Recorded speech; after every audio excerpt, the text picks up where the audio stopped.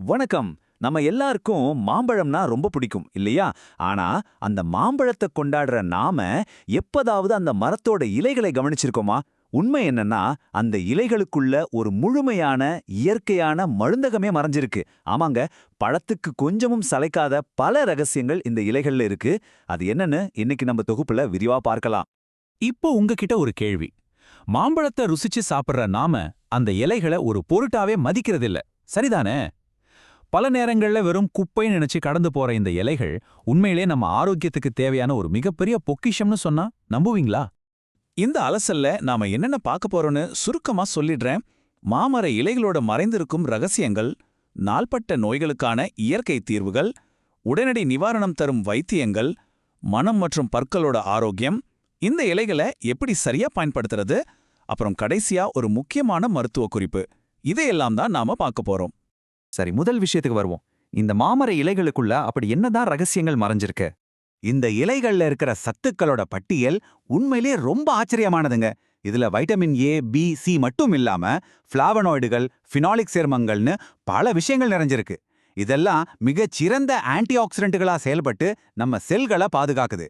எந்த ஒரு பக்கவிளைவும் இல்லாத ஒரு சூப்பர் மெடிசன்னு இதை சயின்ஸ் பூர்வமாவே சொல்லலாம். அடுத்து, நாள்பட்ட நோய்களுக்கு இந்த இலைகள் எப்படி ஒரு இயற்கை தீர்வா அமையுதுன்னு பார்க்கலாம். முக்கியமா சர்க்கரை நோயை கட்டுப்படுத்துறதுல மாமர இலைகளுக்கு ஒரு பெரிய பங்கு இருக்கு. இதுல இருக்கிற டானின்கள், ஆந்தோசைனின்கள் ஆரம்பகால நீரிழிவு நோயை சூப்பரா குணப்படுத்துது. இதை எப்படி பயன்படுத்தணும் தெரியுமா? ரொம்ப சிம்பிள். ஒரு 5-6 இலைகளை எடுத்து நைட்டு முழுக்க ஒரு கிளாஸ் தண்ணியில ஊற வைங்க. காலையில எழுந்ததும் அந்த தண்ணியை குடிங்க. அவ்வளவுதான். ரத்தத்துல இருக்கிற சர்க்கரை அளவு இயற்கையாகவே கட்டுக்குள்ள வர்றதை நீங்களே பார்க்கலாம். சக்கரை நோய் மட்டும் கிடையாதுங்க, இருதய ஆரோக்கியத்துக்கும் இது ரொம்ப நல்லது. இந்த இலைகளுக்கு ரத்த அழுத்தத்தை, அதாவது பிபியை குறைக்கிற தன்மை இருக்கு. இது ரத்த அழுத்தத்தை குறைக்கிறதோட மட்டுமில்லாம ரத்த நாளங்களை வலுவாக்கி வெரிகோஸ் வெயின்ஸ்னு சொல்லப்படுற நரம்பு தளர்ச்சி பிரச்சனைகளையும் வராம தடுக்குது. இது ஒரு பெரிய ரிலீஃப் இல்லையா? இன்னொரு முக்கியமான விஷயம், வயிற்றுப்போக்கு அல்லது ரத்தத்தோட கூடிய சீதபேதியால கஷ்டப்படுறவங்களுக்கு இது ஒரு வரப்பிரசாதம்னே சொல்லலாம். இலைகளை நிழல்ல நல்லா காய வச்சு பொடியாக்கி அதை தண்ணில கலந்து தினமும் ஒரு 2-3 தடவை குடிச்சிட்டு வந்தா போதும். இது இயற்கையான முறையில சீதபேதியை உடனே நிறுத்தக்கூடிய ஒரு பவர்ஃபுல் மருந்தா செயல்படுது. அதே போல சிறுநீரக கல், பித்தப்பை கல் பிரச்சனை இருக்கிறவங்களுக்கும் ஒரு அருமையான தீர்வு இருக்கு. மாமர இலை பொடிய தண்ணில கலந்து நைட்டு முழுக்க அப்படியே வச்சுட்டு அதிகாலையில குடிக்கணும். இந்த வழக்கத்தை தொடர்ந்து செஞ்சுட்டு வந்தா அந்த கற்கள் படிப்படியா கரைஞ்சு சிறுநீர் வழியாவே வெளியேறிடும். நாள்பட்ட நோய்களை பார்த்தோம். இப்போ திடீர்னு வர்ற பிரச்சனைகளுக்கு இது எப்படி உடனடி நிவாரணம் தருதுன்னு பார்க்கலாம். திடீர்னு ஏற்படுற சளி, இருமல், மூச்சுத்திணறல் அல்லது ஆஸ்துமா பிரச்சனைகளுக்கு இது ஒரு பெஸ்ட் சாய்ஸ். மாமர இலைகளை தண்ணியில நல்லா கொதிக்க வச்சு அது கூட கொஞ்சமா தேன் கலந்து குடிச்சா போதும். தொண்டை எரிச்சல் உடனே குறைஞ்சிடும், மூச்சு விடுறதும் ரொம்ப ஈஸியா மாறிடும். வீட்லயே செய்யக்கூடிய ரொம்ப சுலபமான வைத்தியம் இது. இந்த இலைகளோட பன்முகத்தன்மையை கவனிச்சிங்களா? ஒரு பக்கம் திடீர்னு காது வலி வந்தா இந்த இலைச்சாற்றை லேசா சூடாக்கி 2 சொட்டு காதுல விட்டா வலி உடனே குறைஞ்சிடும். இன்னொரு பக்கம் சர்மத்தில் ஏற்படுற தீக்காயங்களுக்கு இந்த இலைய நெருப்புல சுட்டு அந்த சாம்பலை நேரடியாக காயத்து மேல தடவுனா புண் சீக்கிரமா ஆறிடும். ஒரே இலை, ஆனா எத்தனை விதமான பயன்பாடுகள் பாருங்க. உங்களை ஆச்சரியப்படுத்துற இன்னொரு தகவலும் இருக்கு. சில நேரங்கள்ல தொடர்ச்சியா விக்கல் வரும் அல்லது தொண்டவலி பாடாய்படுத்தும் இல்லையா? அப்போ சில மாமர இலைகளை எரிச்சு அதிலிருந்து வர்ற புகைய லேசா சுவாசிச்சா போதும், விக்கல் உடனே நின்னுடும், தொண்டவலியும் காணாம போயிடும். இது ரொம்ப பழமையான ஆனா ரொம்பவே சுவாரஸ்யமான ஒரு டெக்னிக்.